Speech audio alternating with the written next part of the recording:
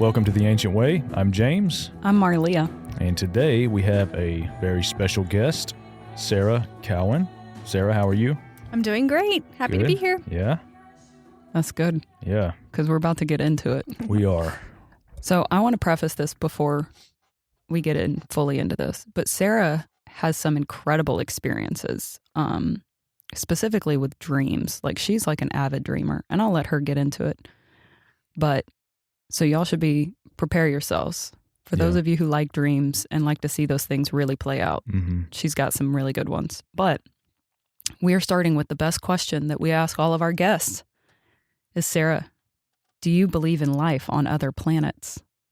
I've never put too much thought into that question. I think with some of those things, if it doesn't seem to draw me closer to God in relationship, then I don't think about it very much. So that's one of those that I haven't even wondered, like, will this bring me closer to you? And like, what's the answer to this? I do believe in life, other life forms and other realms, lives in those realms, but never thought about dimensions. Yes, dimensions. I've never thought about lives like a life on Jupiter or Mars, or I mean, to me, what about like a life in another galaxy? Yeah, I have thought about that. I mean, but I don't know. I don't know. I don't have an opinion or any deep thought about that. I've never dreamed about it either. So maybe you'll have a dream about it. Yeah. Give us a little insight. That question's kind of open too. It's like life on other planets. Like, will we one day inhabit the other planets, or are there other non-human life forms that live on other planets? Way out there. Yeah. I don't know. I liked, we had somebody else on the podcast who said that they, like, what if, because they haven't fallen, they're waiting for Earth to be redeemed before they enter in, before they come. Because we're supposed to be like all in a redeemed state. We're supposed to actually be like, like if they're in another dimension that's living in another universe. Yeah. They're just waiting. I don't know. It is interesting. You never know. If he's the God of the universe and the universes of everything of creation. Like the plural. Yeah. Who knows? Well, I have thought about the stars being alive, and what that, but I've never thought about like, what does that really look like? And what will it look like? And those kinds of things. Oh, yeah. Here's a thought that I've had. I don't know if there's anything to it, but I always wondered, like, what if humanity's like collective, I guess, consciousness, or the way that we believe or feel, or maybe even the states of our minds or our hearts, what if that like affects the weather and the climate and like the earth? I totally think it would. Like a shift. So if there was a shift in like light, the collective, then what would it look like? Do you think maybe things would be brighter? 100%. Yeah. I mean, if what we speak, matters, becomes like physical reality. And I believe that can and does happen. And then of course I think creation would change, you know? I mean, I've done crazier things, but I've gone and put my hand on the grass and commanded it to grow and, stuff like that, so if what we speak can change, and my grass is beautiful, by the way, now. Interesting. I have a plant in the lobby. You need to start praying over that thing. On my way out. Borderline. I just acknowledged it. I was like, oh no. That thing needs a little bit of living water. But that is biblical though. It is. All of creation is groaning, waiting for the sons of... Well, if you think about all the opposite has already happened. Every region has kind of a culture, if you will. Yes. Like I would say in our area, it's a little bit of elitism. There's like a hierarchy. You've got like... Sure. Somebody told me this. I had no idea this was a thing. But did you know in this area, there's called old money and then there's new money? Oh, yes, I knew that. Almost as soon as I moved here. Oh, I did not know that. Somebody had to explain it to me because I was like, that makes no sense to me. Yeah, old money. Yeah, oil money, typically. Oil money, who's been around since oil was struck. But that's the culture. That was like all the hearts had aligned into a hierarchy system and very separatist and very divisive. Yeah. And I think if people come back to the true light and the true like oneness, I think it would totally reverse this area. I don't think that principality over this area would not even exist. Yeah. And I think maybe the opportunity of the oil, like historically, was a good thing. 100%. Bringing prosperity to this area. You kind of look back at some of the history. Oh, yeah. It preserved the, like Tyler wasn't even attacked the economy by the here. Yeah. Great Depression. Nobody really was affected by it. Mm-hmm. But anyways, okay, well, That's a good one. Yeah. I'm glad we got in on that. Mm-hmm. Yeah. Okay, Sarah. So let's jump into it. Okay. Tell us a little bit of your story. Who are you? Mm-hmm. What do you do? Yeah. Who is Sarah Cowan? What was your maiden name? Williamson. Oh, I like that. Mm-hmm. Yeah, solid, right? Yeah. Yeah, I like that one too. The son of William. Yeah, son of William. Yep. Oh. It's my brother's Instagram handle. Shut up. It is. Oh, that's funny. And like the Lord gave him revelation about his name and everything. So it's really funny. Yo, that is okay. The I just will, have to the say will this. of God. Yeah. This is the third time this has happened today. I just say not just today, but like yesterday. I never in my life have ever called Bexley turkey butt. And I was with a friend and her daughter, and I was like, Bexley, you little turkey butt. And they freaked out and they were like, oh, that's my secret nickname for my daughter. And I was like, Wow. I have never in my life called Bexley that. And then for that thing to just come out, That's so Huh. funny. I was like, that's weird. And Yeah. then this son of Williamson, I have Oh, never said yeah. that before in my Mhm. life. Yeah. Wow. Yeah, God gave him a revelation. My brother, like, this was probably a couple years ago, about who he is, and he's the son of the will of God. Like, and then I mean, it was several layers, and he called me on the phone. He was freaking out because my brother is really, he's not the freak out kind. You know, I am, but he's not. And he was like, "You probably think I'm crazy," and I'm like, "No, I don't." Not even But a even little like bit. the I am, you're the will of I am. Yeah. And so anyway, we just had a laugh about that because I was like, no, it's totally, like in my mind, it's totally normal for God to do something like that. That's cool. See, that's that thing James and I talk a lot about. Like when God breathes on something, it becomes a part of you. Mhm. And it's just like, oh, yeah, Yeah. Yes. that's it. Mm-hmm. And that's what happened to your brother. Yeah, for It's sure. Beautiful. He's actually a big part of my story. So I grew up in a, quote unquote Christian home with wonderful parents who raised me going to church and all of those things. And they were open to the supernatural. Like I remember my mom, she would let me watch certain things, but not other things. But like, for instance, she let me watch like Harry Potter. So she Mhm. wasn't super strict. Your mom is awesome. I know. She Yeah. let me watch Harry Potter, but then she would be like, hey, just so you know, like never like play around with Yeah. like what they're saying. Like don't ever speak it. Don't ever like try to like pretend that you're like a witch Like the spells and stuff. or try to do the spells just Mhm. for fun. She said, because you don't really know what you're saying. And she was like, neither do I. And that stuff's real. And so she was, Did you know that those are real spells? I didn't know that. Yeah. Well, neither did my mom, but how wise is she? Because she wasn't even really open to most of what she is now. Like my mom and my dad have changed so much over the years, along with the rest of my family, my sister, Well, that's what real my Christianity is, brother. I Yeah, think. we've grown so much Yeah. and really have had a lot of our bubbles burst in the best way. But yeah, so that was kind of my growing up. I actually, what has opened up my mind to the supernatural was dreams. I mean, from infancy, I've been having dreams, but it's been such a special thing because that's part of how like I was conceived. I know that sounds crazy, but my mom and dad weren't sure they wanted to have a third child. I'm number 3, and they were not trying or anything like that. But the Lord showed my mom that she was going to have a baby girl and she was going to have black hair and blue eyes, and like showed my mom exactly what she would look like. My mom is blonde. And my brother and sister weren't born looking like that or anything like that. But lo and behold, my mom knew. She said she just knew after that she was going to have a baby. And she found out very, very soon after that dream. I don't know how long after, but she found out she was pregnant with me. And I was born looking just like that. Black hair, blue eyes. That's sweet. Yeah, it is sweet. It's so sweet. There's so many layers to God's sweetness, but like he gave that vision to my brother about my first son, Elijah, who was born looking just like that. He had black hair, blue eyes, and he looked just like me. But then I was born, so the Lord used a dream to communicate my coming into this world, and then I had dreams almost immediately. My mom has told me, and I've always known this, but even when I don't have recollection, that I had night terrors, like every night. And I was inconsolable. Like she would pick me up and I'd just freak out, like look at her like she was the enemy. Like it was totally demonic what was happening. And she would take me to the doctor and, all these attempts to try to help me because I could not sleep. She said, it was like tormenting me as a baby. But she said the thing that kind of stopped that, if you will, was she just decided as soon as I was asleep, she was going to stand over my crib and read scripture.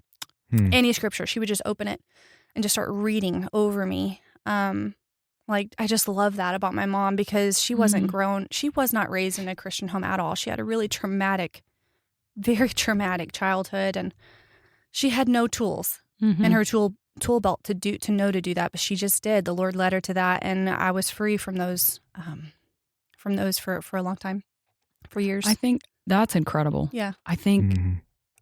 a lot of parents feel that way because I think a lot of kids have night terrors Yeah. and then Yeah. they don't know how to deal with it because I think Mhm. it's very demonic. Like, Oh yeah, it is. I think all night terrors are like assaults from the enemy, Yes. especially on the young who are so pure Mhm. and not tainted in any way. But that's brilliant of your mom to just lean into the Lord. Mhm. Yeah. And That's it's like, two consistencies that I've noticed just from previous guests and even like our experience is like night terrors and darkness showing up at a young age Yep. to almost prevent you from walking in your destiny or Yeah. to kind of snuff it out or stop you. But then also parents like these mothers who like prayed over you and kind of had that guard over you. Like you're not the first one, but it's just encouraging to me. My mom was the same way.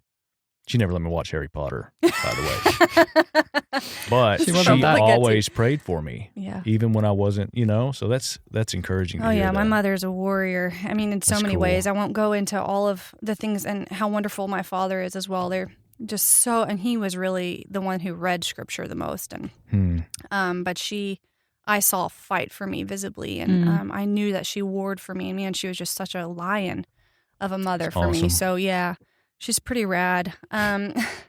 But yeah, so I would say there's the dreams that has opened up my eyes to the supernatural, even through childhood. And when I got to high school, actually, I was still having dreams, and I just thought everybody dreamed like me. It wasn't Mhm. something I ever talked about really. My mom has very meaningful dreams. She's had some blow your mind dreams as well. So I know it's in I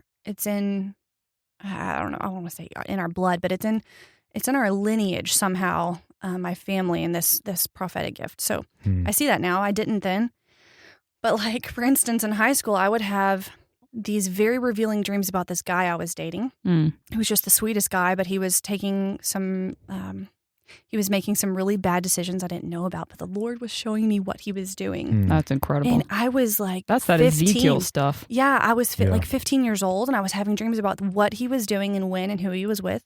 I'd go to school the next day and approach the person he was with in the dream, and I'd be like, hey, how was this or this or this last night? And they would tell me exactly what I dreamed, and I had no idea. I was just taking a risk, and then I would know. So Wow. I found out about all the ways my boyfriend had lied to me. And How sweet! well, how sweet of the Lord to So protect sweet. your heart. For Yeah. sure. For sure. And it may come in a really nasty manner, and you Mhm. may see some things you don't want to see, but it's like protection. Oh yeah, it was crazy how it would happen. And my friends, I'll even actually tell a story about one of my best friends in high school. It would blow her mind because I would tell her, like, it was so consistent. I'd be like, this is what I dreamed last night. Watch. And I'd go and, approach someone other than my boyfriend because he would lie to me in my face. And it would be revealed because they would just assume that I knew what had happened, the other friend involved. Mm-hmm. So anyway, she'd be like, that's not, so we would think it was crazy, but I didn't think anything other than, wow, I just have like cool dreams sometimes that actually like happened. We're like real. Yeah, they're Like like, real life. they happened. But now, as an Okay, adult. I have a Sure. question for you. Do you think that you actually were in that space in the spirit? Do you think you traveled into that space to observe what was happening? I don't know, because I don't remember those specific dreams anymore. It's been so long. I don't even recall the dreams. I just knew. Now I just know that they helped me discover something that was hidden. Yeah. So they were just a revealing of the things that were hidden. So bringing the darkness to light. Yeah. And it really saved me, I think, it saved my life. Yeah. The Lord was saving my life. That was a whole story in itself with that guy. So, yeah, like he was getting into really hard drugs, Yeah. so Yeah. it really saved me and protected me. And I know the Lord loves him too. And in fact, I still have dreams about him sometimes. And I know it's for me to intercede for him. That's very It's really cool. special. Yeah. Yeah. That's how it all began. So, I have a question. mhm. What's the earliest dream that you remember? If it's not, it doesn't have to be a night terror. It was a night terror. Okay, well, don't tell me. Oh, let's do that though. I want to Okay, know the night okay. terror. It was one of my first memories, actually. I don't know if I remember anything before this. It was the dream is my first memory. Mm. I don't know how old I was, probably 4. But I was stuck in a spider web. And I was just like stuck. And that's the main part is I was in the spider web and I was stuck in it. I just remember being so, like, it was so sticky. I couldn't get out. I was so scared. That was my first memory. Wow. Mhm. The very thing, because you are called to release so much freedom over people, the very thing that the enemy tried to come and get you was to make you think you were trapped to something. Yeah. And really, guys, I feel like Satan does this not just to me, but will use your, like, that gift. The gift that's most prominent that God wants to use most, like in my life, and scare me so that I don't want them anymore. Totally. I don't even want to dream anymore. Like run away from it. Yeah, I don't want to dream at all. I just, they're always bad. Forget that. That kind of attitude is really what he wants, because then you're not even open to what God wants to show. Yeah, like But what I was, too, but like you're stuck to these night terrors. Like you're always going to be in that thing versus like, no. Yeah. This gift that I have is to give people freedom. Yeah, your destiny is to walk in total freedom. Yeah. That contradicts it. Leading up to this podcast, I've had more night terrors than I have in a long time. Yeah, since you've asked me. Well, that's funny you mentioned that, because it's been pretty damn witchy lately, honestly. I had a dream that a lady in my dream last night called herself a witch. Well. Really? And she was laughing at me and making fun of me and making life harder for me as I tripped and fell. Do you want to know something? So, you know how I told you, like, I've kind of had a rough week this week too. Yeah. I was telling James, I kept seeing a black cat that would just show up out of nowhere. And then yesterday, or I guess it was Wednesday, I was going for a walk and this black cat like stared me down. Like I really felt like I was like, we're going to buck up, dude. I thought it was a witch. And I was like, we're about to, because witches shapeshift. Yeah. Just in case anybody was wondering and they didn't know that, but they do. Absolutely, witchcraft shapeshifts. And like that's well known in the occult. Yeah. I don't know why most Christians don't know this, but they don't. But no, literally that cat stared me down, and it was the second day that I'd seen it, and I was like, this is because this thing is really trying to shut us down. Yeah. Yeah, this has got to be something really it's special. It's been a trend, but that's what it means, though. Yeah. That's what it means. It's worth it to get it out there. It is. And I had a dream, now that I think about it, the other night, real quick. I was here, but this guy came and started screaming at me in order to intimidate me, and that's the one that I screamed at him and made him leave, right? Oh, yeah. Well, then after that... You mean when I screamed in the natural? Well, we were both screaming somewhere. But after that, in the dream, I went to sleep, and I was like, he's after me. There's retaliation. But then the Lord came in and said, don't worry about it. Go to sleep. Rest. Oh, I love that. So, that is sweet. But anyways. Wow. Oh, my gosh. Oh, I just had one come to mind, if you don't mind me sharing. But you said, do you believe that you were actually there in that moment in the dream? Well, speaking of that, my brother and I, we have a soul tie, he and I have walked through so much, and my sister and I too. But my brother actually sparked this I don't know, I guess just my mind expanding, because he introduced me to someone named Dan Moeller, who has been such an influence in my life. Danny is our boy. Yeah, in 2017, you got to get him out here. But well, so we put that in the sound waves just now. Okay, Dan, we're putting that out there. Yeah. Just such a sweet. I've actually met him, and he's like, he has light all around him. He's just such a joyful. He is the same person on the videos that he is in person. He's the real deal. He's just, and he always says on his talks, like, well, what am I supposed to be? Of course I'm real. Yeah. But really, his message is like, that's the most pure you can really find on the internet, really. Yeah. Wow.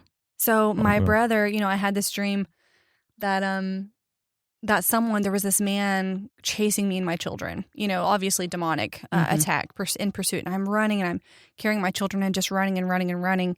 I was actually in my parents' yard, and I start screaming when normally I would yell, Jesus, Jesus. I start screaming, Garrett, my brother's name, Garrett, Garrett. I just start yelling my brother's name.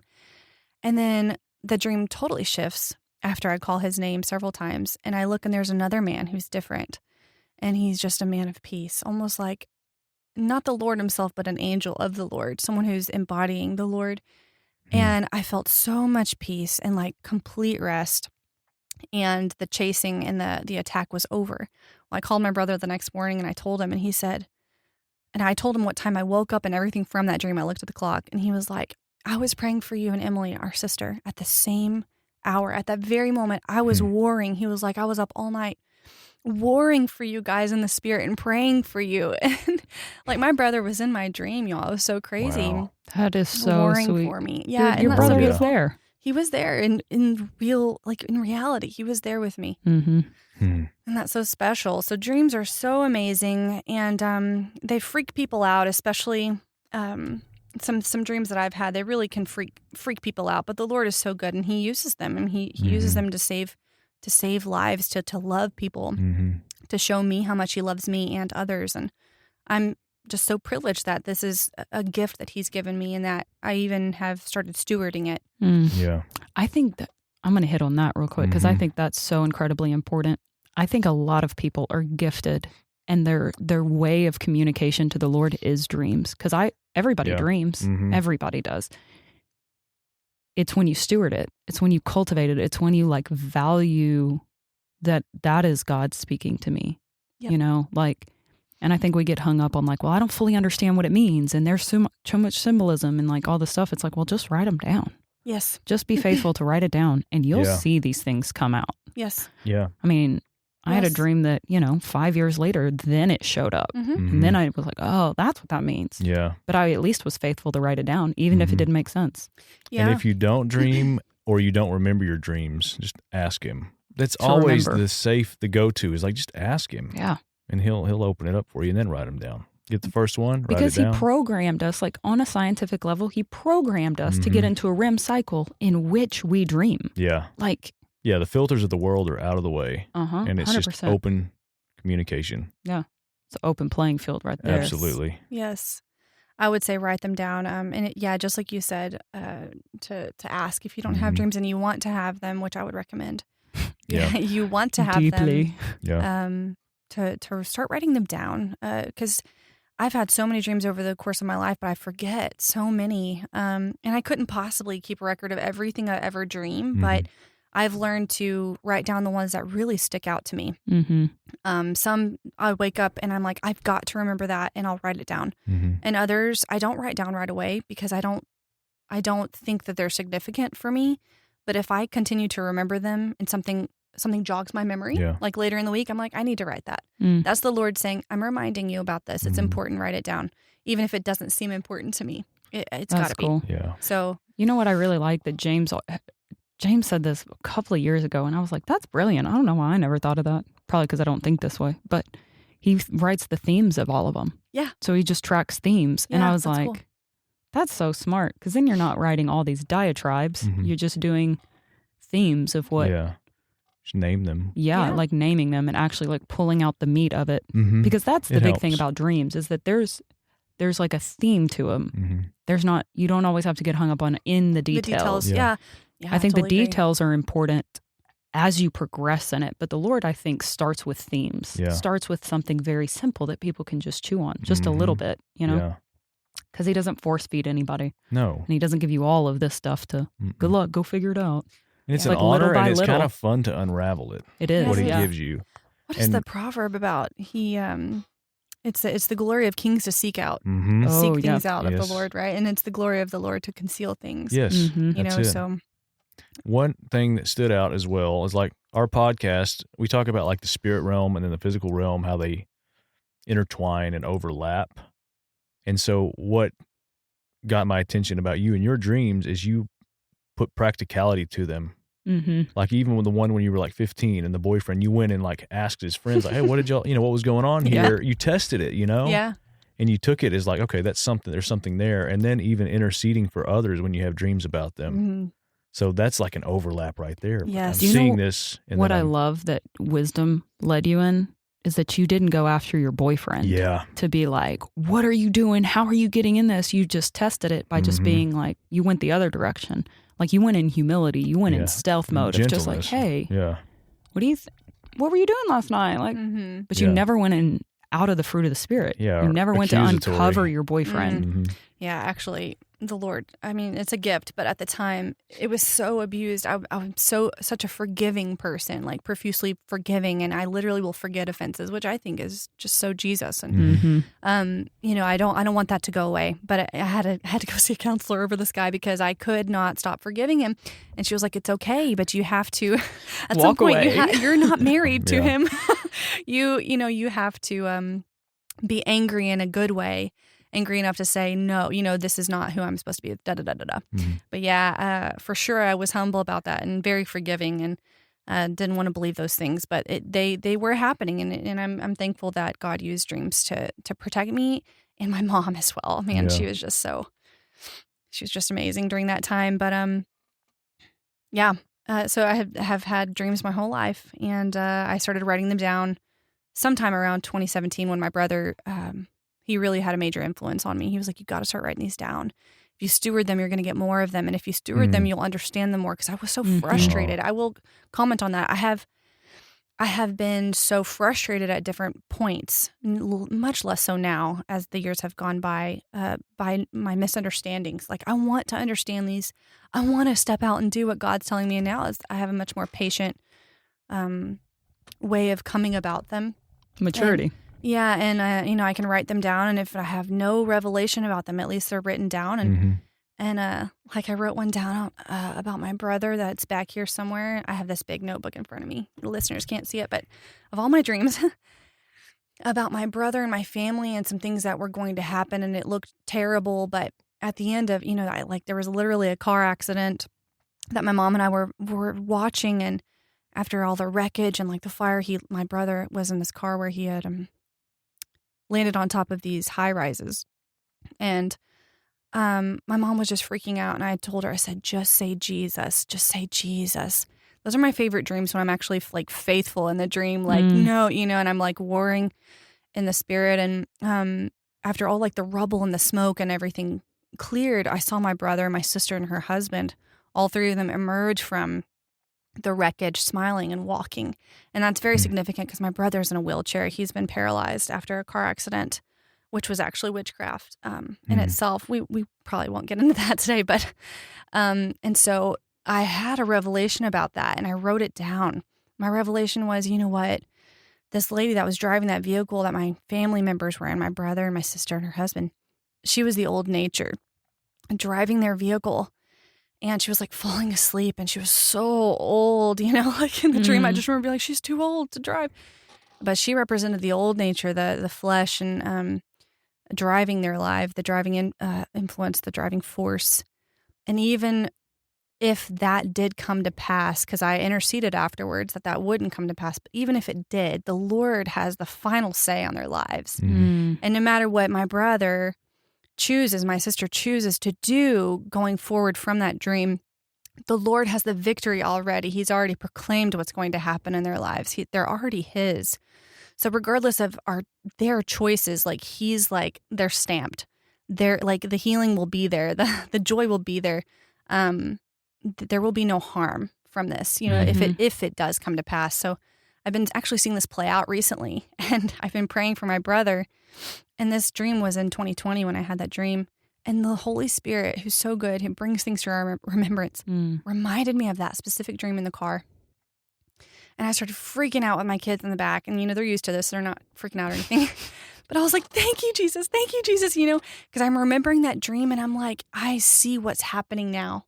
He's emerging? No, not quite. But He will. I see what's happening now. And I know already the ending. Yeah. So regardless, as I intercede, and in the note of that dream, I said, but I'm going to hold hands with Jesus and fight for my brother. I'm going to fight for him. And that's what I've been doing. And now the Lord's saying, this is what you are doing right now. And you're seeing it play out.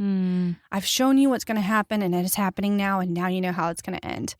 So, it's such an intimate thing for me and the Lord, because no one else can share that with me. I mean, totally. You guys are now, but I don't usually share my dreams with other people. They're so intimate. It may not resonate with others like it does with me. So yeah.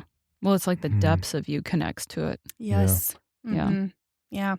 But I love that, dude. And I think what's beautiful is, like, the Lord will even give you what He did, like the end game. Like, hey, this thing's actually going to happen. What is that scripture? There's a scripture in Hebrews that says, when you call things that are not as they are. It's like, that's exactly what you've been doing all along. Like, in the natural, it doesn't seem like it's like this, but you've been declaring this thing over your brother this entire time. And it's like, you've just been faithful to make this thing that hadn't been come forth. Yes. And that's what is now happening. It's beautiful, man. Yes. Well, that's the judgment. Let there be light and like wholeness, you know? So declaring that. Mm-hmm. Yeah, it creates the clearing. Yeah. It creates even the old things to pass away and letting the new come. Absolutely. And what an honor it is to partner with the Lord in it. I know it. Like, we get such a privilege to get to join in doing this. It is such a privilege and an honor. And and to see people come out of these things. Yeah. Yeah. And it's like, oh, I actually had a hand in that thing. Yeah. I mean, not that it's like, whoa, me, but like, holy cow. Well, that's what we do too. Yeah. Yeah. It's very humbling. It's humbling when you actually get to be a part of that thing. Yeah. Yeah, to participate in it. It is an honor. It's exciting. It's like life is such an adventure Mm-hmm. when we actually want to hold hands with Jesus and like do, like, he's not going to make me do anything. Mm-mm. He can show these amazing things to me. And for a long time, I never held his hand and ran with him because I didn't know, it was just ignorance. It wasn't willfulness or anything like that. But you can choose not to. I mean, that's the beauty of his love. He's like, I'm not going to make you do this, but if you do, it's going to be so much fun. That's why I tell my kids, like, life with Jesus is an adventure every single day. Yeah. Every day is new and different, and it's fun. It really is. It's not scary. It's beautiful. Oh yeah. And I love it. It's an freedom. invitation. He has that. It's his invitation to us. Yeah. And then if we accept it, then it's an adventure. And totally. It's freedom, and it's endless, really. Limitless. Yes. And it's so multi-dimensional. And I like see folds. There's like folds. So like when I step out in faith and do something that I feel like is the Lord and his leading, he's like, now I get to show you how much I love you and this other person. And it's just like, there's so many different sides to his wisdom. It's just so amazing. Yeah. Yeah, like when you prayed for healing for that kid and then he actually got healed. Yeah. Yeah. So I mean, that's not about dreams, but by God, no, like that was. Oh, for sure. It's amazing. Dope. Yes. I've seen a few cool things like that, but that was the most recent thing that I think is mentionable is there's I teach at a university locally, and I do have dreams about my students sometimes. I have dreams about people that are close to me in proximity, or I have some level of intimacy with, like, my best friends from even high school, or like my husband, obviously, my children, obviously, my family, but my neighbors, like my physical neighbors. I've had so many dreams about the people who live closest to me. That's cool. It's really cool because I've seen neat things happen with that. But talk about getting to cultivate the space that you live in, though, and like literally affecting your neighbors. Oh yeah, when you get intel on them. Yeah, even if they don't know it, that's really sweet. It is. I joke that, I like to rollerblade, and I got some rollerblades just a few years ago. I finally just like manned up and was like, I'm getting these. I don't care how I look anymore, And I got these, and I just whip around my neighborhood. And my neighbor that I've had the same neighbor across the road for a long time. And I went on my rollerblades, and I joke that God can use anything to reach people, right? I feel like my rollerblades reached this neighbor because I started talking to him, and we've known each other for a long time, but I just struck up a conversation, got to talk to him about something, learned some things about his life that I didn't know, and decided to, it was just Jesus. You can't explain some of these moments that you share with people, but just like the prompting that you feel and the almost like emotional response that I felt to speak life into him and pray over him and his daughter, over, protecting her, and some things that I, just from what he told me, I felt led to pray, and he let me. Like, I asked if I could, and he let me, and he was teary-eyed, and he's like this bald guy, this like BMX dude. He's like super tough. I love him. We have a good friendship now. At the time we didn't, and he teared up and walked inside, and I just thought, well, that was really cool. And soon after that, I learned that he was an atheist. I actually had started dreaming about him after that encounter. I had dreams about him, and I'd call him over to my yard, and I'd tell him. And he was like, wow. And like, this is totally out of his wheelhouse. Oh, yeah. Totally not something he's familiar with, and totally new. And I could just see him really taking like a step back and be like, okay, processing this, but also because I have a relationship with him now, he was more open to what I was saying. And I told him during that conversation, this might sound bizarre, but I was like, I love you. I was like, I see you. I know who you are now. And I'm getting emotional now, but I was like, I couldn't see you before. And I said, but that was when I was living for me. And I said, but Jesus has changed my life and I don't live for me anymore. So I can actually see you, man. Mm. And I told him about this dream and about like what God revealed to me about him, how he's a good man. Mm. And he serves people. And, there's all these amazing things about my neighbor that I didn't know about him. And he started crying. And he had actually broken his arm at this point. And I was like bringing him food. And, so there's so many ways that we can love people. And so I was bringing him food. He's a single dad. And he was like, can I hug you? I'm like, yeah, of course, man. So then he was like, I'm an atheist. As if that was going to shock me or throw me off. He told me that. And I was like, that's okay. He was like, but he said, but that day you prayed for me and he said his daughter's name. He was like, I really walked away questioning what I believe. And for me, I walked in and I just melted and in my house thinking, Lord, I had no clue. Like I had no clue that's what he was experiencing. But Jesus' love is so good. We can touch people that we've had contact with for years or that we just met. And I love it. I love it. It's like you just imparted the heart of Jesus to this man. Yeah. It's like you just put that inside of him. Yeah. Or touched it in him. Yeah. Yeah, I normally don't just be like, I love you. Yeah. I do more so now, but that was new for me. But yeah, I've had so many sweet things like that. And that was probably specific to his person to hear that. Yeah. No doubt. No doubt. Everybody's different, but that's incredible. I continue to have them for him. And that's flipping beautiful. Yeah, it is. I have a couple of cool things that I wrote down. I don't know how we are on time. Oh, let's go. Okay. Yeah, we'll Share go into these them. things. Yeah, I have a couple that I think are really neat and special. I have a lot of dreams about people with pregnancy. That seems to be a theme when I pray for someone who can't have a baby. Man, don't pray for me. Yeah, you better be careful. I'm just kidding. I've had several dreams. If the Lord, I know now, I'm so confident, and it might sound cocky, but it's not. If the Lord shows me that a woman is going to be pregnant, I can pretty much guarantee it's going to happen. Yeah. I don't know a timeline unless he tells me, but I can. It's going to happen. Yeah, 9 times out of 10, it has happened. It has come to pass. So these next couple of stories are going to be about things that have come to pass. Yes. Sorry, let's cut They've that. already happened. So I have a childhood friend. She was my best friend in high school. She was the one that like saw these things with the dreams, right? Mhm. She's my friend forever. I had 2 of those actually. Well, for her, my mom, she's a very private person. And I respect her privacy. I'm not going to give away any identifying information about anybody today, but she did not tell me, but she had miscarried at the same time I was carrying my second child. She had miscarried, and my sister was getting married, and she was supposed to be at this wedding. And I was in the wedding, but I was going to be pretty pregnant at that time. And I didn't know why she didn't come. Like I wanted to see my old best friend so much because we don't live close by anymore. We don't keep in touch super well, or we hadn't at that point. So I missed her. So I mentioned it to my mom, and she said, well, this is, private information, but she miscarried pretty far into her pregnancy, considering, how people usually might miscarry early. She miscarried pretty late. It was pretty shocking. They took it really hard. And I was like, I did not know that. I had no clue. And so I was like, here we go. I was like, Jesus. And I just interceded for my friend in many ways, but I was like, give her children. So that was my prayer, just in different ways. Like, yes, like I know you're going to do it because you love her. Sometimes you get, at least for me, when I pray, I'm so confident. I'm already thanking him because I know it's going to happen. Yeah. Sometimes it just feels different. Yeah.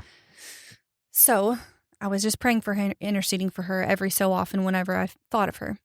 Do you think that it's different because you're actually connecting to the Lord's true desire for her that he wants to actually release, but he's just using you as like the conjugate to like release it out? Yeah, Just speak it for out sure. into existence. Yeah. And just involving me in the process. Yeah. Totally. Because I already have an in with her. Mm-hmm. He could have just gone ahead and given her a baby, but it's different when he involved me, and I'll tell you how.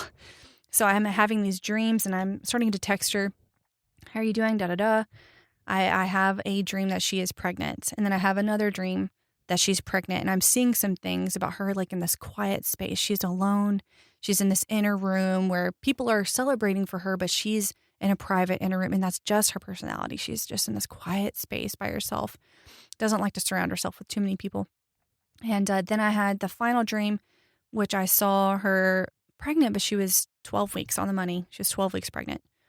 And that's when I texted her and she never responded. And so 2 days later, because I texted her, "How are you feeling?" Because she had no idea I was praying for her, because I wasn't going to violate her privacy like that. Mm-hmm. But I just wanted to check in and, see how she was feeling. She didn't respond. So 2 days later, I texted her again. "Hey, I've been thinking about you. I had a dream about you. How are you?" And that's when she texted, "I am actually pregnant. I'm 12 weeks pregnant." And it was perfect, on the money. She was pregnant 12 weeks. And she was like, "We just started telling people." And I called her and I was just, we are not, again, we don't communicate much, me and this old friend. But I called her and I was like, "Wow." She was like, "You're more excited than I am." And then she told me why. Eventually I told her about these dreams I had had about her baby and that God showed me that I've been praying. And she said, "I'm so scared." Mm. And man, after this moment, I really took a step back and was like, should I have done that? But this is my response to that. It was like an angel speaking through me. This is how he speaks in the scripture. She said, "I'm so scared though." I said, "Do not be afraid. He is going to see that this baby's going to make it through." And I said, "This baby's going to live. Like this baby is the will of God. It will live. You don't have to worry. Don't be afraid." And I was just like, bam, bam. Like I was so loud and so bold. And when we got off the phone, I was like, what did I just do? Like, who do I think I am? But it was so much him. Yeah. That I was like, that didn't even seem like me. It wasn't. And self-consciousness comes up back Yeah. once you're out of that Yes, vein. yes. Yeah. But that baby now, he's almost 3. Aw. And That's sweet. yeah, he's almost 3. And not only that, I had last December, so December 2020, right around my birthday, I had a dream that she had another baby and it was a girl.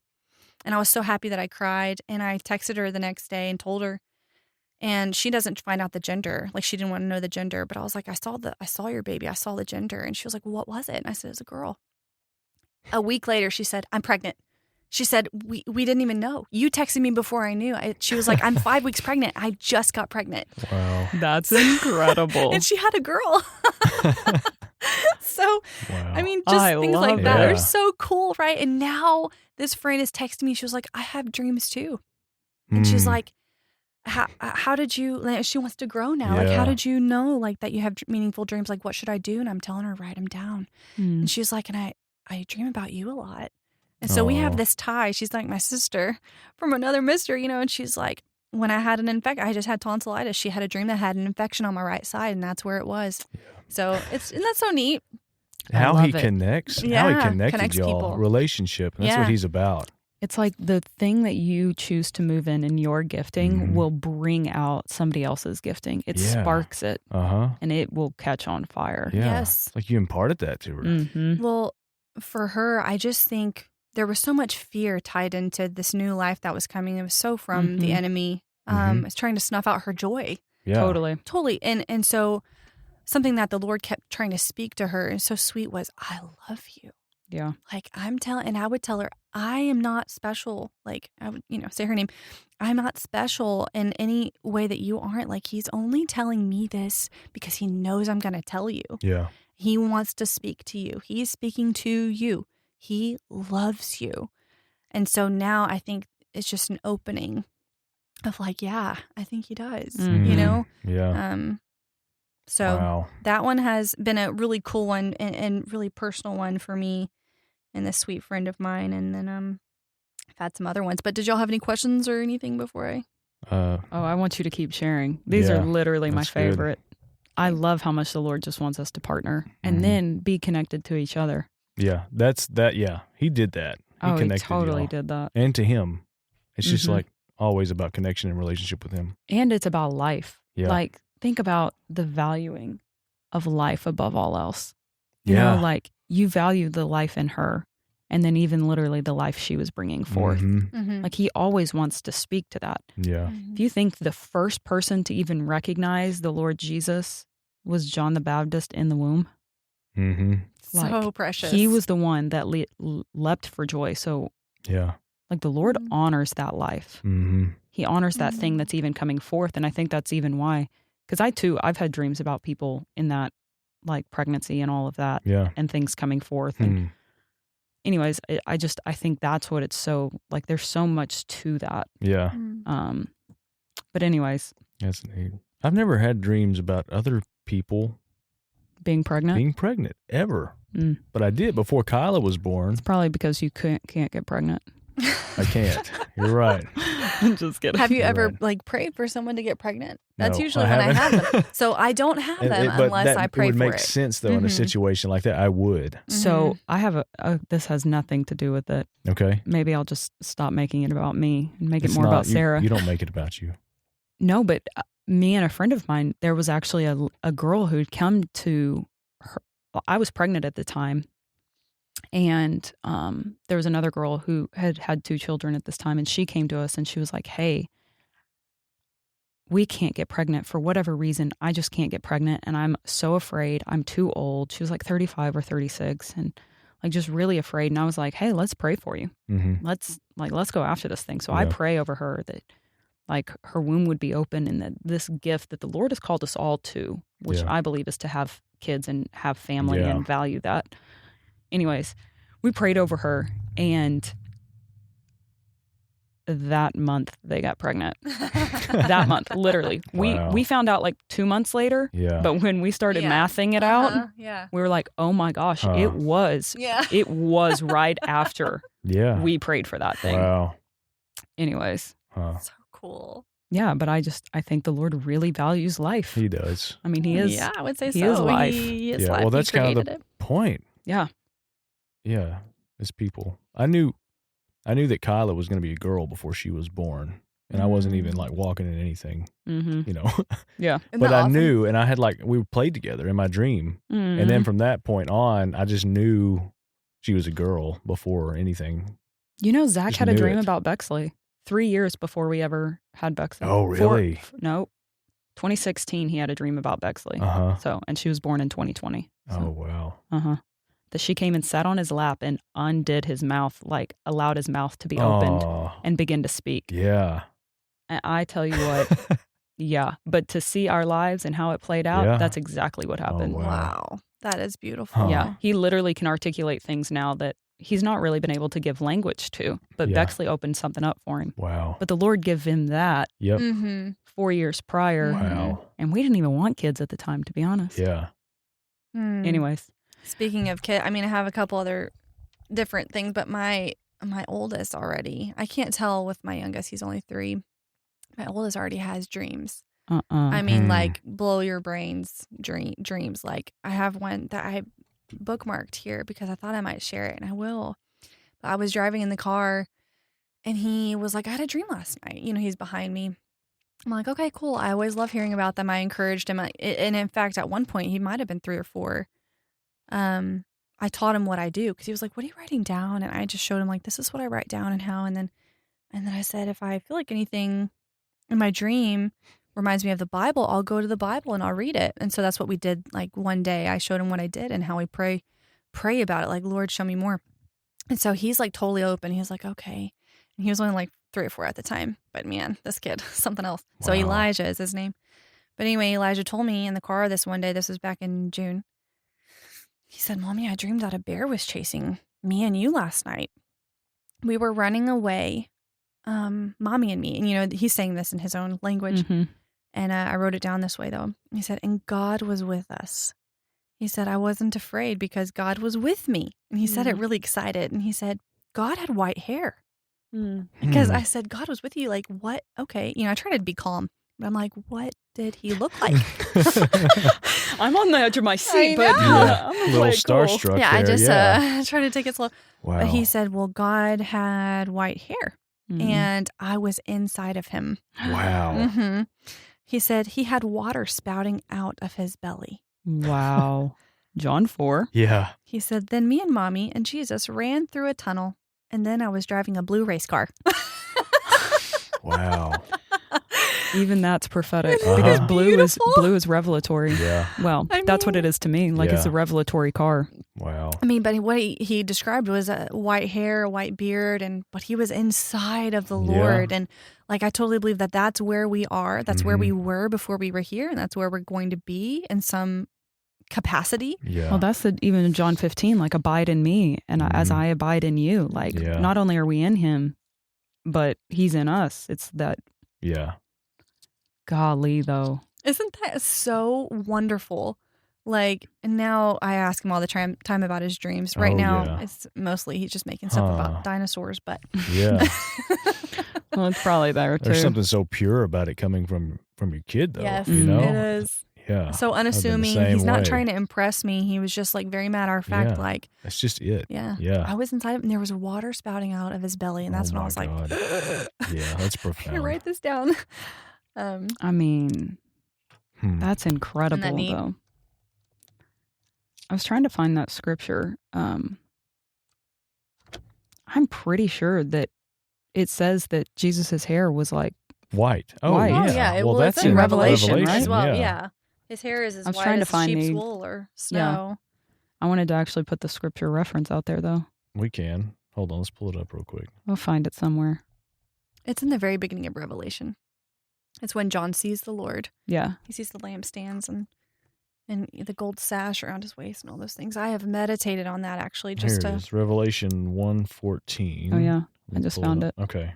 His head and hair were white like wool, Mhm. as white as the snow, and his Mhm. eyes were like flames of fire. Yes.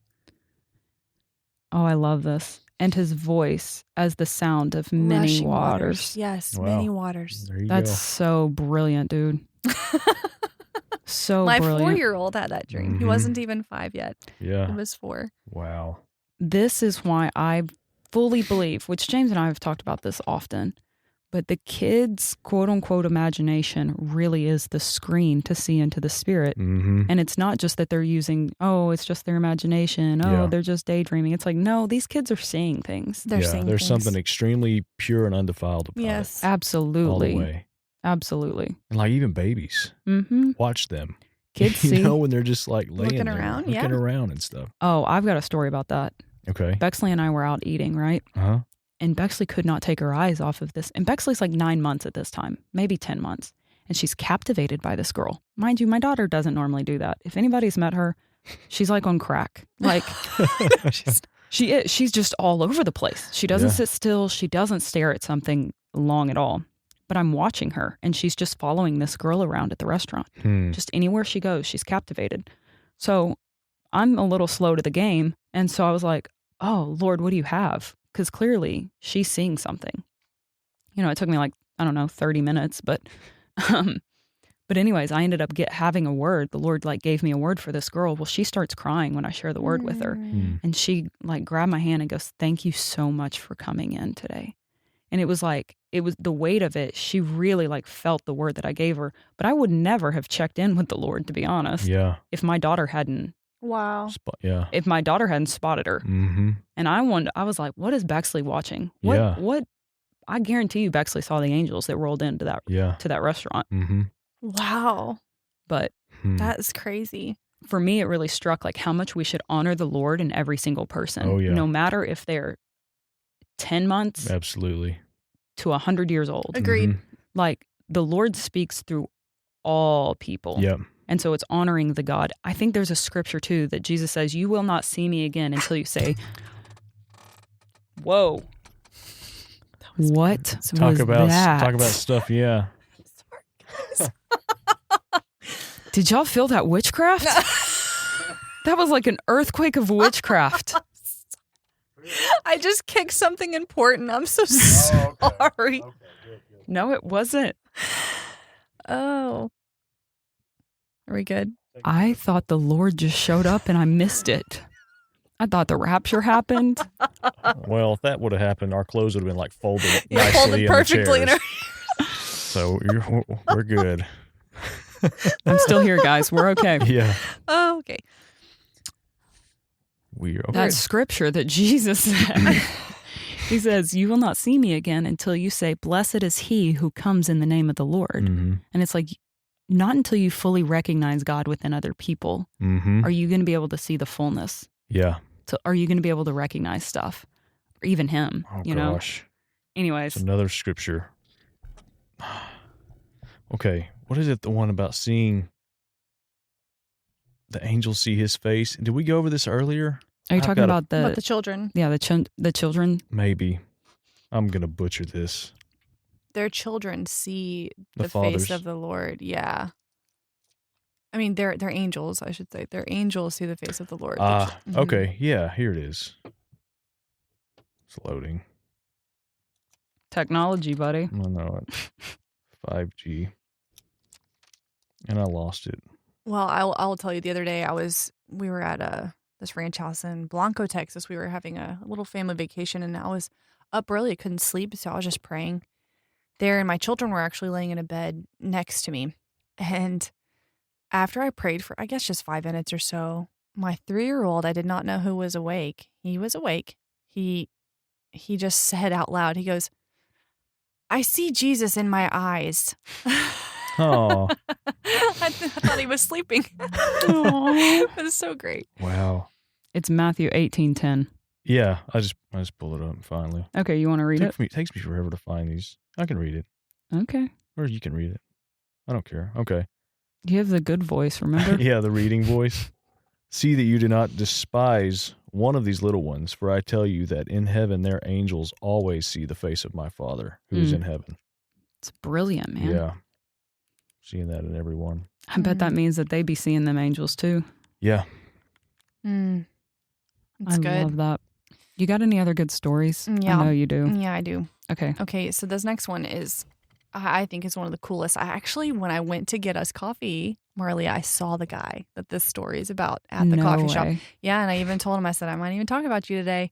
And then we had a little joke about, I'm not gonna tell you where he lives or his name or anything, but it was just funny running into him there. I haven't seen him in a while. That he charged you $15 No, it for wasn't. 16 coffees? No, he wasn't working there. He just happened to be there at the coffee shop. Sorry, $15 for 2 coffees? Yeah, $15 for 2 coffees. They taste delicious though. It tastes better. So I had gone to this. I was pregnant with my second child. I remember that, but I'd gone to this mutual friend's house party. They were just having like I don't know. They had like a fiesta every once in a while or something. They invite lots of different people from their life. So I would always meet somebody new there. Just lots of friends showing up and lots of new people. So I saw this guy sitting by himself on the couch, and at least for me, I just looked up and I was like, something's going on there. Just like there's something dark going on. He did not look okay to me. So other people, he might have just looked like a guy chilling on the couch. But I decided to sit down and talk to him.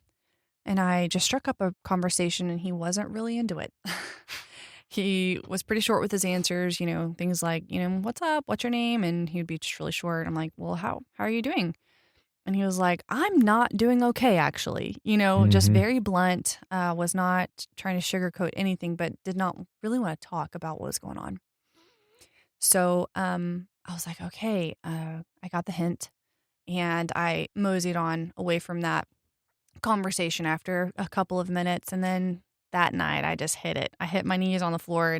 And I remember I would wake up in the middle of the night sometimes. Just anytime I thought of him, I was just really fighting for him in prayer and interceding for him. However the Lord saw fit, he would lead me in prayer, and I would pray for this guy I didn't even know. I had just met him. And so I didn't see him for a while, but I started having a series of dreams about him. I had one of the first dreams I had about him. I was looking for him. And do you know, like in like old Pizza Hut or something, there's like a swinging door where the employees can come in and out. There's like a circle window. Oh, yeah. I love pushed, Pizza Hut. Pizza Hut, classic. Yeah. I pushed that door open, and I saw him sitting in a room by himself, but his knees were curled up to his chest. He was hugging his knees and rocking back and forth in the dark by himself. And I just remember sitting, like standing there and just watching him do that, like feeling the pain, seeing the pain and the loneliness that he was in. That was the first dream of several. One of the dreams after that, I saw him climbing a mountain. I saw the shoes that he was wearing. They were inappropriate shoes for the mountain. I saw the backpack he had on. He had a brown, like, satchel backpack. There were so many details that I knew were important. I wrote them down. Sometimes they're not, significant in some way, but this was. I knew exactly what that backpack looked like. In fact, I opened it up and I saw the contents inside, and they represented women from his past. The things like you like fingernail polish, or lipstick, a cigarette, things like that. And I saw him on top of the mountain. And then I had another dream where I saw him running. And actually, Daniel Kalinda was in that dream too, which is, I don't know if y'all know who that is. You can look him up later. But Reinhard Bunke? Oh, yeah. Daniel Kalinda stepped in and took his spot. Oh, okay. Yeah. Okay. For Christ for All Nations. Yeah. But anyway, Daniel Kalinda was in that dream, and this other guy was in this dream, but I saw him at a counseling, like he was being counseled by somebody. And then I saw him running, like he had started running, like jogging, and my husband's a big runner. In fact, he's a coach. So I had maybe a couple more, something like that. I wrote them down, and I carried this notebook around because I was like, Lord, I'm not reaching out to him. I know you want me to talk to him and tell him about this stuff. Like, it's very specific. I'm not reaching out to him, though. I had just decided I didn't want anything to come across the wrong way, any confusion, no boundaries being crossed, whatever. And, other times I'm like, I love you. I tell someone that. But for this, I felt like I can't. Like, you have to bring me to him or him to me, something like that in a public place. So I didn't reach out to him because you can find people on Facebook, right? But I waited and I just carried this thing around with me, this dream notebook. Sounds like I'm a little crazy at this point. But I went to this coffee shop that I was just at one morning, and I had this notebook with me, and in he walks. Now, the funny thing is, the last dream I had about him was of him running. Well, he was not a runner at that time, but he had just gone to my husband's free practice that he was advertising. Anybody could go. My husband's a running coach on the side, and so this guy that I dreamed about showed up to one of my husband's practices, and they didn't know each other. So he had started running. In the natural, he had started picking up running, which is what I had the last dream I'd had. So I came up to him and I was like, I was just in my heart. I was like, I'm going to sound like a crazy lady, but I'm going to go for it. I was like, this has got to be it. So I was like, hey man, my husband said that you're at the practice this morning. How'd it go? He told me. I said, this sounds crazy, but I have something to share with you. Do you have time to like sit down for a second here in this coffee shop? And he was like, okay. Pulled out my notebook and I was like, so, you ever heard of anyone having dreams? He was like, how do you lead in with this thing? So I just started telling him, look, that I met you. I don't even know if you remember. It was a year and a half prior to this moment. And I started praying for you. I felt like you weren't okay. And I started interceding for you. And then I started having dreams about you. And I wrote them down because they're meaningful and God speaks to me this way. He was like, okay. And he was open. He wasn't weirded out. He was like, okay. He was really gracious about it, actually. So I flipped my dream notebook open and I start reading to him these dreams. And the first one was about him alone with the rocking.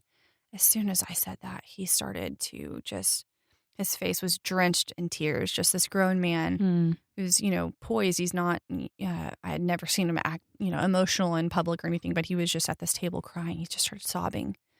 And as I kept going on with these other dreams, I check in, are you okay?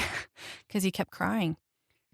And he was like, yeah, I'm okay. And he would wipe his tears and he would tell me to proceed with the other dreams. And okay, hold on. And then I told him about the one with the mountain and the backpack and the shoes and what I saw. And he was like, this is crazy. And he starts pulling out his phone and starts like thumbing through his phone. He was like, I just have to show you. And I was like, okay. So he thumbs through his phone and gets this picture up. And it's this picture of him on top of a mountain with a brown satchel backpack. I don't remember if it was the same shoes, but he was on this mountain with that backpack. Wow. And the caption that he had put on it was something about carrying this heavy load, like trying to lighten this heavy load. That was on the picture that he had put on. And so he had then revealed to me that he had struggled with depression, really, really hard stuff. And was struggling with a previous relationship that had gone wrong, and he was, felt like there was injustice there, and just started sharing personal things about his life and that he had considered ending his own life. And so we had a really intimate moment, me and this practical stranger there that I had just prayed for, and I felt like I had a special moment where I got to just tell him, God only showed me these things because he loves you. And your life is valuable and you have meaning aside from your circumstance and from what you go through and what you have faced as of late. This dark cloud that's around you is actually not the Lord. And he was so very angry with the Lord. He was so mad at the Lord, and his anger was directed at the wrong person.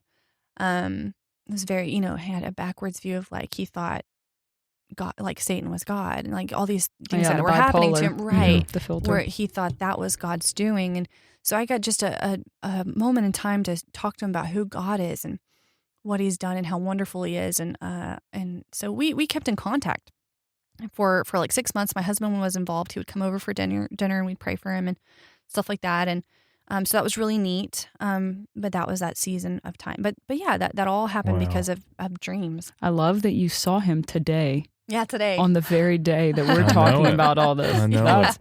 It's so redemptive. Yeah. This has been years ago as well. I think 2019 is when I had those about him and saw him or whatever. So it's so cool. Yeah. Mm-hmm. Yeah, it's neat. Wow. It's really neat. Have I? Is that enough? I mean, they're never ending, so they really are never ending. I think it's brilliant, to be honest. It is. It's so sweet how the very thing that you are geared in will always bring redemption. And I'm going to keep going back to that because I think it's so brilliant about knowing the things that you're gifted in. And by gifted, I mean the very things that the Lord has put within you, like the way that you connect with him, the way that you connect with people. Knowing those things are so incredibly important. Because that's how we redeem stuff. That's how we redeem the world. I think that's how the new heaven and the new earth, which we won't have to go down that rabbit hole, but not yet. I think that's how this thing rolls. Yeah. Okay, so I do have a question for you. What is the weirdest story that you have? Can you think of one? I thought you might ask this.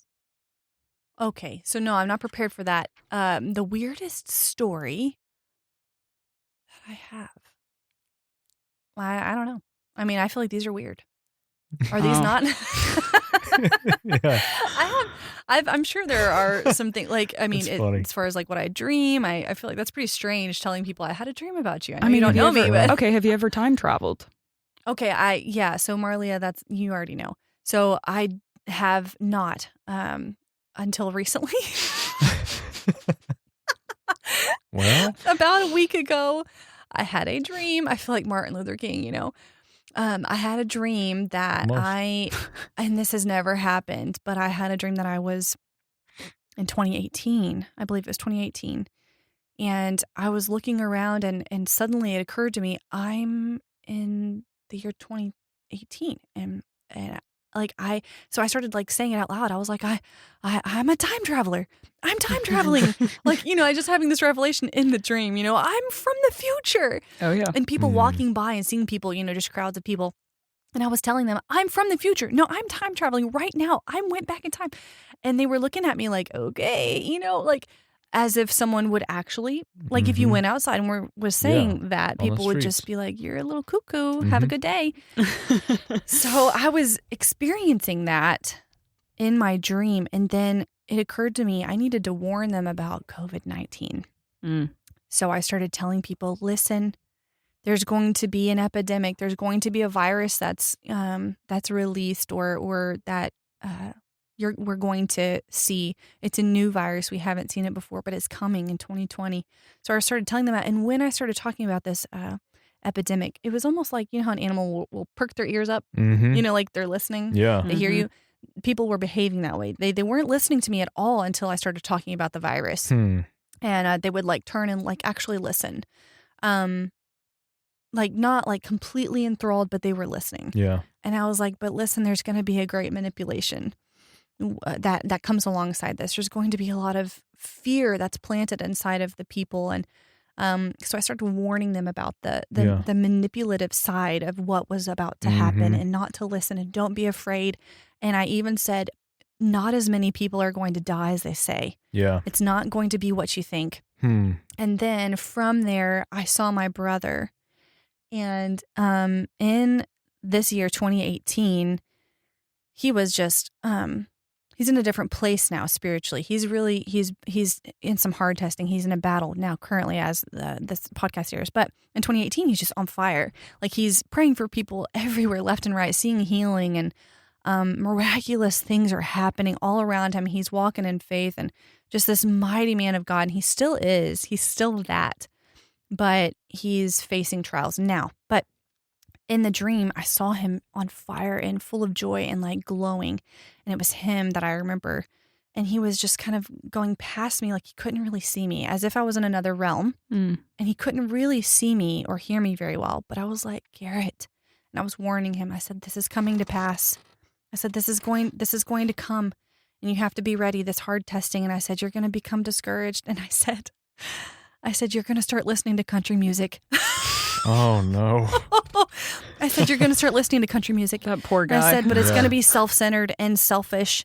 And I said, your perspective will be changed and you're going to become discouraged and even depressed. And I said, you have to look out. I said, you have to stay in the word. And I was just warning my brother, calling out to him, but it's like he couldn't even hear me. And I saw my mom kind of behind him in the distance, and she sat down and she started crying because she could see me and hear me. And it's like she knew what I was saying, and what I was saying was true. So I called my brother after that dream. I had it just a couple weeks ago, or maybe even a week ago. And he was like, that's crazy that you say that. He said, especially the country music part. He said, because about 2 years ago, I started listening to country music. So we had a laugh there. But yeah, that was when I time traveled. That means you definitely time traveled. Oh, yeah. Well, have you ever gone on like missions? Like changed anything in your dreams? Like where you're conscious of like, I'm here to do something. Like flip the script. Like something militant. Yeah. There is one that comes to mind. I don't know if this is what you mean. But I was in this place where I saw this religious leader of some sort, like a minister that I didn't recognize. He was no one that I know in real life. I didn't recognize him, but it was the back of him. And I remember there was division and dissension. There was something going on within the body of the leaders at the specific church, if you will. Yeah. So I just remember seeing him. And then he turned around to face me and he became a demonic being. He grew, became a literal giant and shape-shifted and was ready to kill me. And at first I was kind of behind a table, you know, and he was on the other side of the table and I was kind of shimming back and forth like, oh, he can't get me if I just stay behind this table.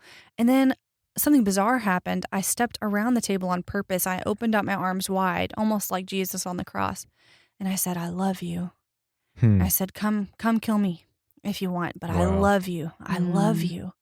I love you. And then, you know, things shifted and I don't really remember how it ended, but I didn't die in the dream. But I do remember that, at least for me, that was pretty transformative. The shifting from fear to complete love, like perfect love casts out fear. Oh, yeah.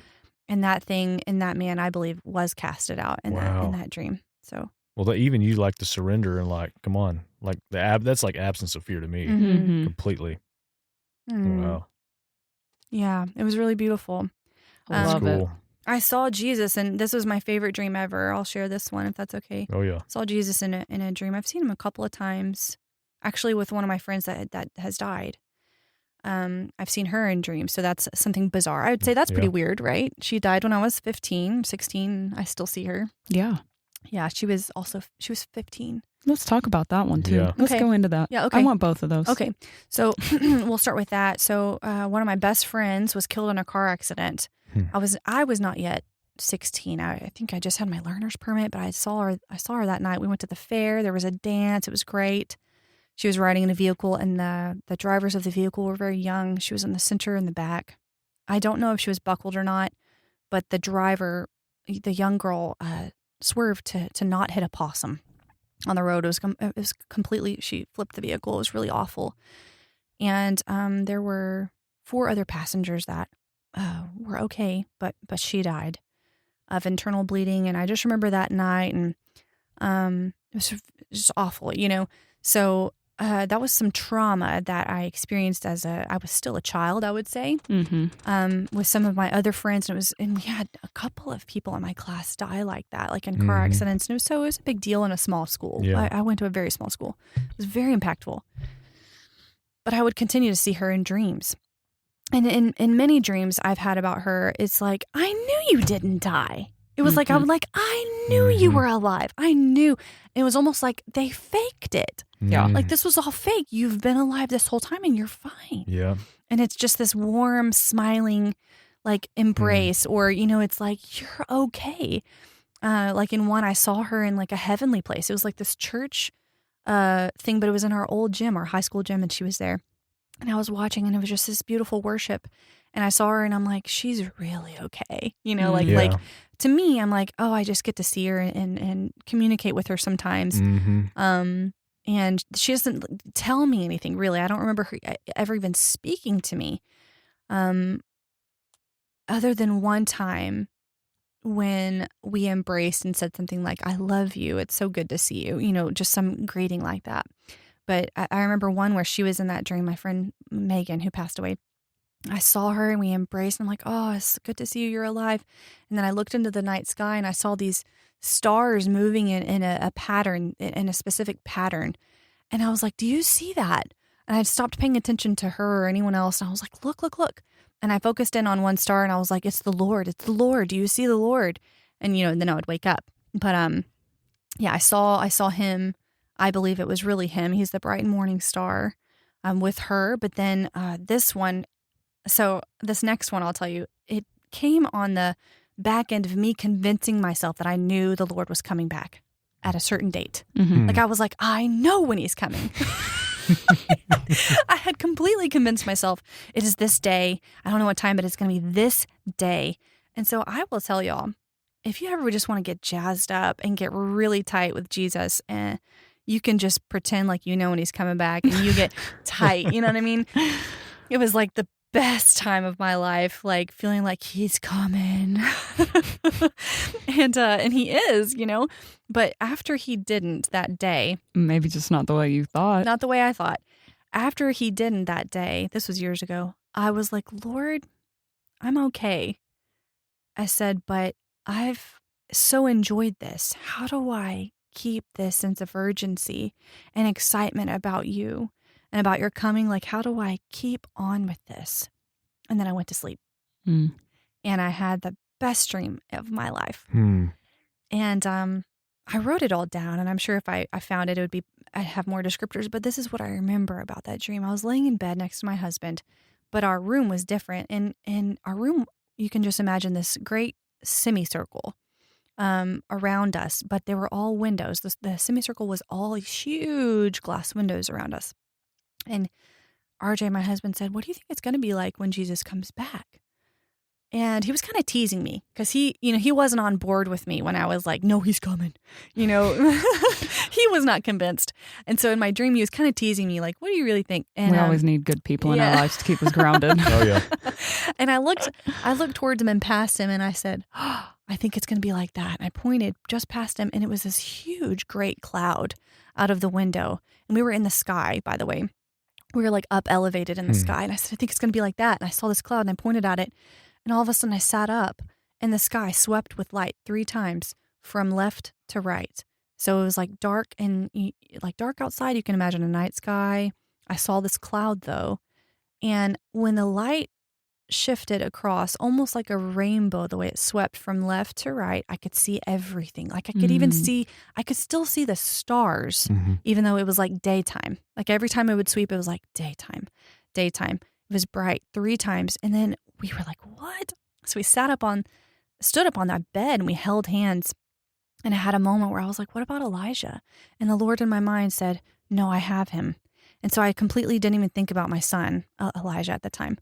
And then I looked and I just took off running. I let go of my husband's hand. I took off running. I jumped off the bed and out the window didn't break or anything. I just jumped out into the sky, no fear at all. I saw the Lord.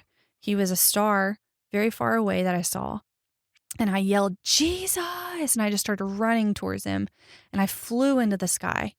And I saw his form. It wasn't a star anymore. I saw his body. I couldn't see like the way his face looked, but I saw his body, and he was getting closer and larger as he got closer. This is the most amazing part of it, though. From my head to my toes, I can't describe it other than complete euphoria. Yeah. The way I felt, like my body, I still had a body, but it was like there was no weight. Yeah. There was no heaviness to me. Mm-hmm. And it also wasn't a scary, like, gravity issue either. It was like I was completely tingling, but not in a, like, your leg fell asleep way. And it's like a lightness. it was like I was so light and but so free from any weight and burden. I was completely full of joy and like literal light. And I've never felt so good in my life, like still to this day. And that's how the dream ended. And the great thing about it is I woke up and it still was on me, all over me. It was all over me. And I was awake in our bedroom in the dark, and I just had my eyes open, and I was like, and I just laid there and I felt it. And then it melted off of me from my head to my toes. And I still remember how it was coming off, that feeling coming off of me. I could still feel it like in my thighs. And I was like, Don't it's leave. still, don't leave. Wow. But yeah, that was so neat. Did that answer your question? Yeah, Like, I would how say are you so. going to come back? What does that look like, you coming back? Well, my question really for him was, how do I keep on this way? Oh, It wasn't yeah. what's it going to look like or how's it going to Okay. be. Yeah. It was, how do I keep on? And he was like, just keep your eyes on me and keep being like a child. I think he loves that about me. Yeah. In my faith, and even if it seems silly, Yeah. just stay like a child and run to me, and don't let the worries even catch me or slow me down. About my children. I think So- the cares of the world is what makes people heavy. Mm-hmm. It's like the things that create the burdens. And it's like, man, when you just connect to the Lord in all things and in all ways, you stay lightless. Mhm. You stay above the earth Yeah. because you were in the clouds, You're off of this carnal plane, Yeah. which I think carnality is what's heavy too, Mm-hmm. Well, and fear. I think fear is so heavy. Mhm. There was no fear. Like I remember waking up and being like, why wasn't I even afraid to jump into space? Yeah. Like out of, running. there was no fear at all. Mm. Like when I saw him, I was like, I couldn't even be afraid. I knew he was there. Mm. So that was probably my favorite one. Yeah. That is awesome. Oh, But yeah. That's funny. And in his face, he's been in my dreams. Usually he's next to me and I can't ever see his face, but he's wearing white most of the time. And I can't ever see his face. Yeah. But he's like walking me around or something, or driving a car. He's driven me around before. But his face is usually like covered. Or I don't know. You can't see it. Yeah, my mom It's had a interesting. dream that she saw Jesus. She was diagnosed with stage 4 melanoma when I was like 8. And it was really bad. Like it was, they didn't diagnose her as terminal, but she was on medication. It was pretty bad. And she was pretty much ready to go. She felt so bad. She was so sick, and medicine made her feel worse. And anyway, one night she had a dream that she saw the face of Jesus, and that was just it. Ooh. But it was completely like the sunshine. Like his face was like the sun. And when she woke up, she was like, I knew I was healed. And she was healed, and she's still alive today. It's amazing. Yeah. It's just like James's brother. Yeah. His brother saw something very similar and healed him of leukemia. Mm-hmm. Wow. I don't want to butcher the story. I'll let him tell it one day. But yeah, Yeah. same situation. Same thing. Saw the light. It's beautiful. Pulled it- Swallowed it up. Pulled it out of him. Yeah. Mhm. Wow. Yeah. He's got a cool story. Wow. We'll have him on eventually. I'd Yeah. love to hear that. But yeah, like I'd say press into dreams if that's something that's interesting to you. I've even had dreams like about, like there was this guy that worked at the sandwich store that I loved to go to, and he was like the owner at the time or general manager or whatever. But I didn't know he was watching me for years. But the Lord had been growing me in just like the quality of who I am as a person. And I guess that guy, I was very friendly with him and the workers and was always really nice. But I also would like open doors for people, especially if they were disabled or something. And, just little things like that he saw me do over time.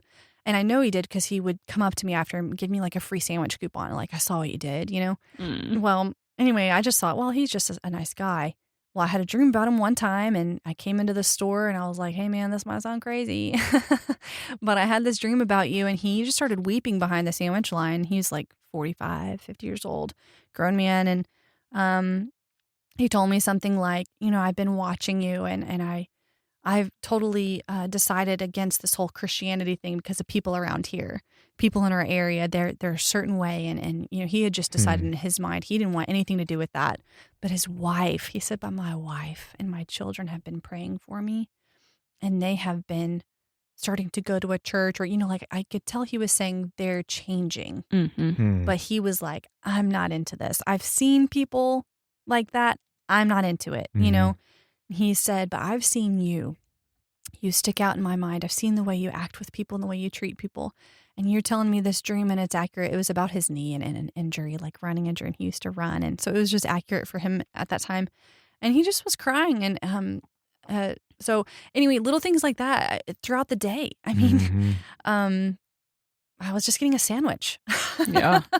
So I just think it's so neat how, God does speak to me in other ways, just, in my mind or whatever.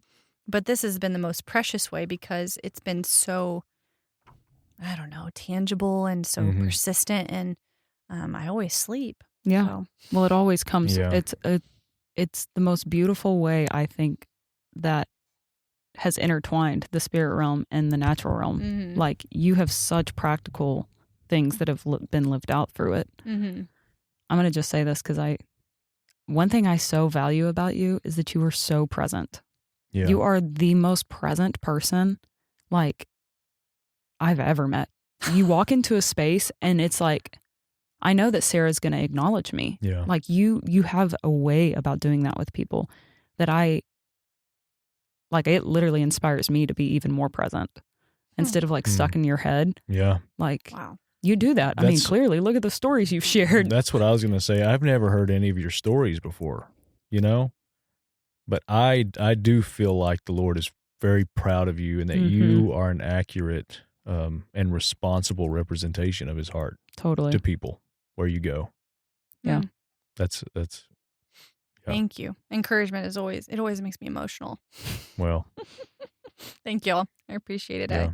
It's a privilege, and this is definitely one of my favorite episodes. I'm not gonna lie. Yeah, definitely. Well, you can guarantee I'll have some more if you ever. I'll be having these dreams still.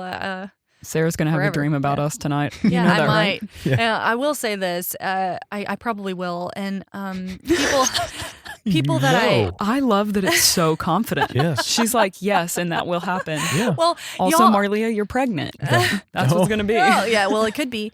I've had lots of those, but y'all, I will go to sleep. Like I told Marlia on the phone the other day, I was meeting some opposition, I think in preparation for coming here.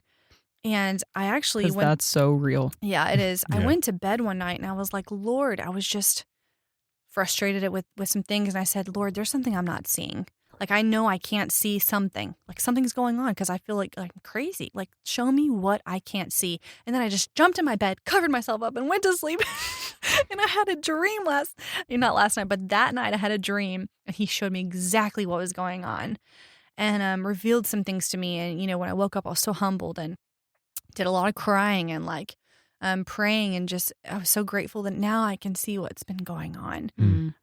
So now I'll be like, I know you're going to tell me. I'm asking you, and you love me, and so I'm going to go to bed now.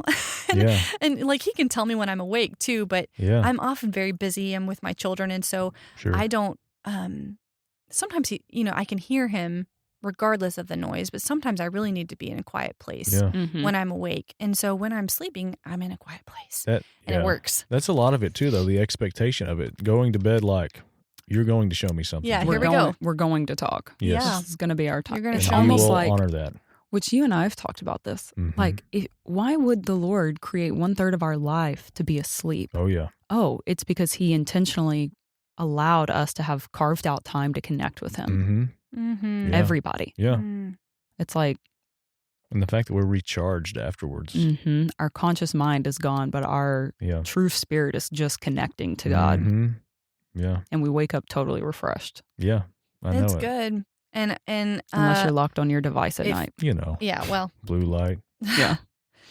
if you ever intercede for somebody, especially, I'd say that's one of the most precious things. He's shown me lots of things about my life or whatever, but if you're ever like interceding for somebody, you're fighting for somebody or contending for another person, ask for dreams about them, and it can be such an encouragement. I mean, you can really see some things differently. God can reveal things to you differently. And even sometimes he just shows me things just so I can pray. And other times it is so I can go out and do something physically or, whatever. But it's really neat.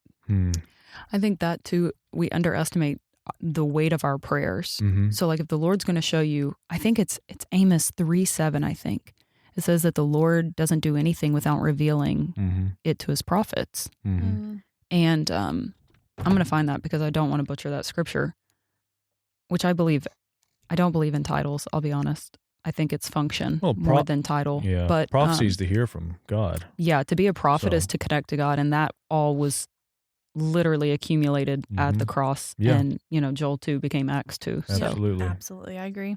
I was just we can do all those things. It's just... Oh, yeah. But yeah, okay, so Amos 3:7, it says, surely the Lord does nothing unless he reveals his secrets to his servants, the prophets.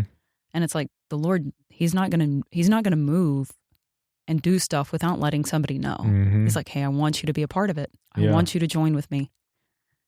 Anyways, but it's like to underestimate our prayers or like the value of prayer, of what you can connect to and what you can release. Yeah.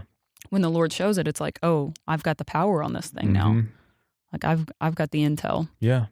Or even to underestimate the little things, like opening the door for somebody, like the little tiny things. Just like if you have the heart of the Lord, it will come through in whatever you're doing. And people see it. Yes. Totally. You might not even, I mean, hopefully you're not doing it for that reason, but people see you and they watch you and you may not even know it. Like they could be building your sandwich for a couple of years.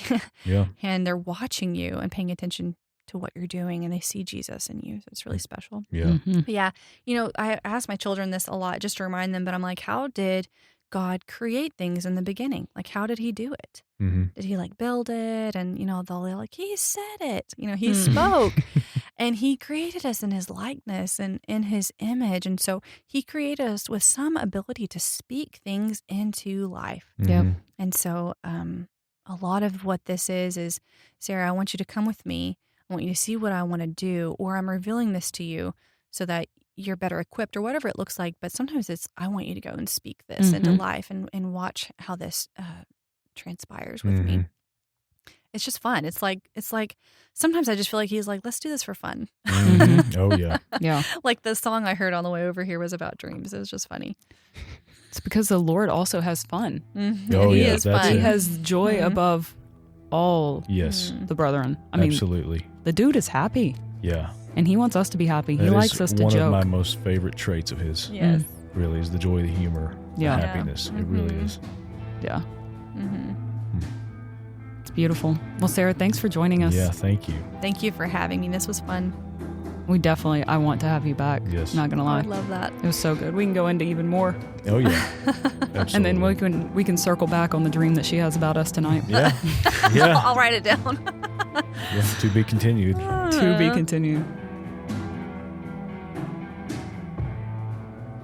Thank you for joining us on The Ancient Way. If you like this episode and would like to hear more, drop us a like, share with your friends, your family. If you have any feedback for us, feel free to email us at theancientwaypodcast@gmail.com. Once again, thank you so much for listening to us. We'll see you next time.